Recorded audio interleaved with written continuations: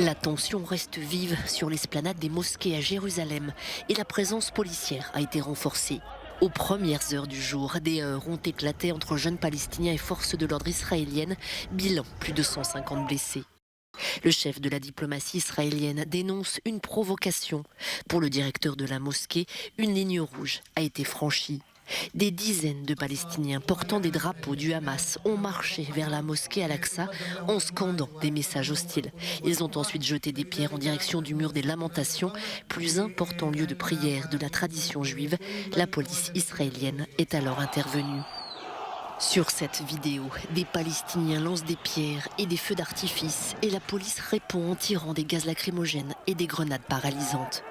Ces affrontements sur l'esplanade des mosquées interviennent à un moment particulièrement sensible. Cette année, le Ramadan coïncide avec la Pâque juive, une grande fête d'une semaine qui commence le vendredi au coucher du soleil, et la semaine sainte chrétienne qui culmine le dimanche de Pâques. Il s'ajoute à des semaines de tension en Israël et en Cisjordanie.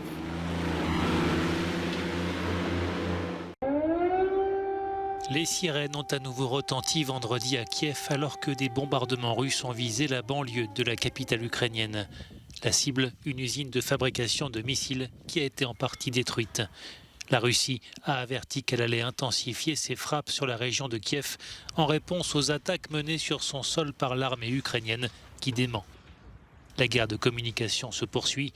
Le porte-parole du ministère russe de la Défense a annoncé la mort d'une trentaine de mercenaires polonais dans la région de Kharkiv, où selon le parquet ukrainien, 7 civils ont été tués par des tirs russes sur des bus d'évacuation. Par ailleurs, l'armée ukrainienne a revendiqué la destruction du croiseur russe le Moskva avec un missile de croisière. Son porte-parole a revendiqué d'autres succès. En 24 heures, dit-il, l'armée ukrainienne a repoussé 8 attaques ennemies et détruit 4 chars, 6 véhicules militaires et un système d'artillerie sur le territoire de Donetsk et Louhansk. Le naufrage du Moskva demeure une perte militaire significative pour la Russie, qui a affirmé que son navire amiral avait coulé après une détonation de munitions à bord et un incendie. La guerre en Ukraine ne se joue pas seulement sur les lignes de front, mais aussi au cœur des systèmes informatiques et sur Internet. Nous avons rencontré à Kiev l'un de ces cybersoldats ukrainiens qui mènent le combat derrière leur écran. Mes amis, appelons-les ainsi, se battent dans cette cyberguerre. Ils font de la reconnaissance, de l'infiltration d'infrastructures ennemies, de l'expansion à l'intérieur de leur réseau, du vol de documents, le cryptage de certaines choses, la destruction de certains serveurs, des choses comme ça. Cette cyberarmée travaille avec le gouvernement ukrainien et n'importe qui peut l'intégrer. Nous avons environ 20, peut-être 50 000 personnes par jour avec lesquelles nous avons coopéré, dont le ministère de la Transformation numérique, avec son compte Telegram de cyberoffensive. Ils affichent des cibles et recommandent d'utiliser leurs instruments. Et un tas de gens font des attaques coordonnées conjointement. Et l'infrastructure russe, tout ce qui n'est pas entre 4 murs immobiles, en fait, eh bien, ça tombe d'un coup, juste comme ça.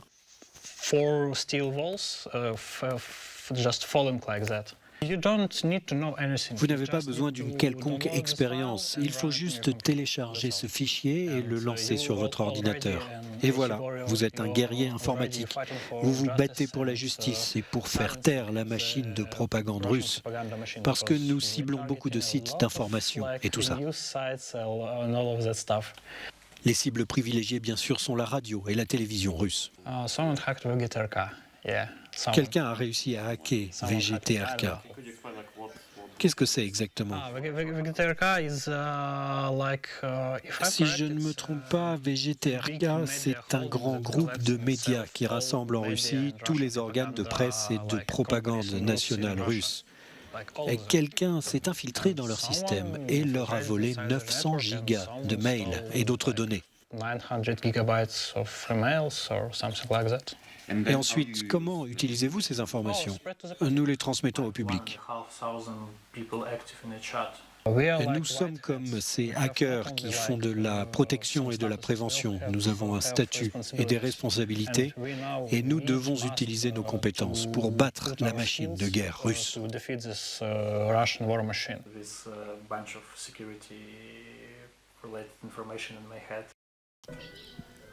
Fuir l'Ukraine s'est révélé être un long parcours du combattant pour de nombreux réfugiés, et d'autant plus pour les personnes malades et porteuses de handicap. L'ONG italienne Arsi Solidarietà vient en aide à cette population particulièrement vulnérable. Les patients et leurs familles sont accueillis dans cet hôtel du centre-ville de Rome. Certains ont dû être admis à l'hôpital à leur arrivée dans le pays. Pour tous, le voyage a été long et très éprouvant. Ils en garderont des traces à vie. Mekolai et son fils Boris sont tous les deux aveugles. Mekolai explique se souvenir de chaque détail de son voyage, de chaque son de cette guerre. Même s'il sait qu'il est en sécurité ici, il est toujours hanté par ses souvenirs et se réveille dès qu'il entend un bruit trop fort. Son fils Boris a seulement 14 ans. Il raconte qu'il n'arrive toujours pas à réaliser tout ce qui lui est arrivé ces dernières semaines.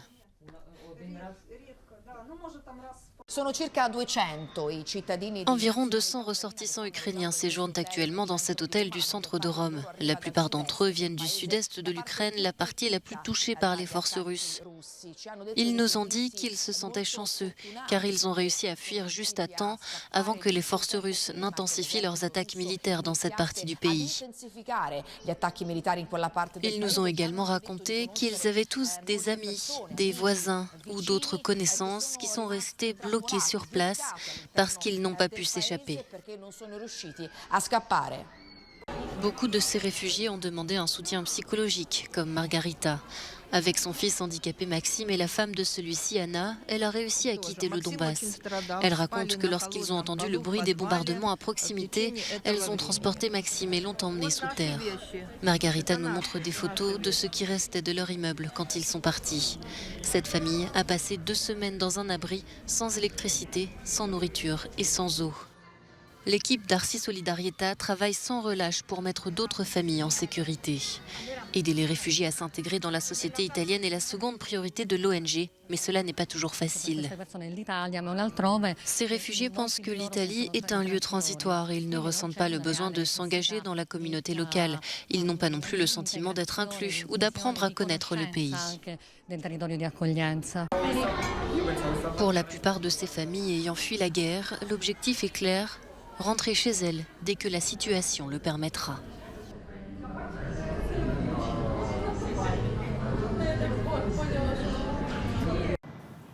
Au point mort, direction nulle part. Ces voitures flambant neuves à destination de la Russie prennent la poussière dans le port belge de Zeebruges. Les sanctions européennes liées à la guerre entre la Russie et l'Ukraine pèsent sur les plateformes de fret de l'Union européenne. Des milliers de voitures haut de gamme sont alignées autour de moi, ici au port de Zeebruges. Les sanctions de l'Union européenne freinant les exportations de véhicules d'une valeur supérieure à 50 000 €. Mark Adriansen est responsable du terminal d'International Car Operators. Ces temps-ci, il surveille environ 8000 voitures immobilisées ici. Certaines le sont à cause de leur gamme de prix, d'autres ne peuvent pas être exportées en raison de l'interdiction des navires dans les ports. Il s'agit de voitures en provenance de l'Extrême-Orient et à destination de la Russie. Ces voitures ne sont plus exportées, les douanes ont dit qu'elles devaient être ici et elles sont bloquées. Nous ne savons pas combien de temps elles vont rester. À mon avis, nous allons chercher des marchés alternatifs. Ici, à Zeebruges, comme dans d'autres ports de l'Union européenne, les conteneurs chargés de marchandises à destination de la Russie s'empilent également, ce qui nuit non seulement aux entreprises et aux clients russes, mais aussi aux recettes commerciales en Europe. On craint également l'impact sur le port de nouveaux embargos sur l'énergie russe.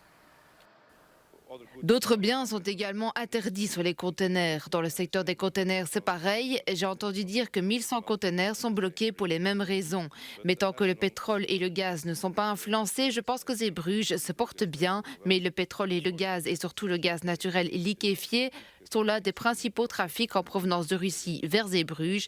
Si ça devait s'arrêter, les répercussions sur le port seraient importantes. Un embargo sur le pétrole russe pourrait faire partie d'un ensemble de sanctions de l'Union européenne. Des discussions sont déjà en cours, mais l'interdiction est loin de faire consensus. L'Allemagne est réticente et la Hongrie apparaît comme l'opposant le plus virulent.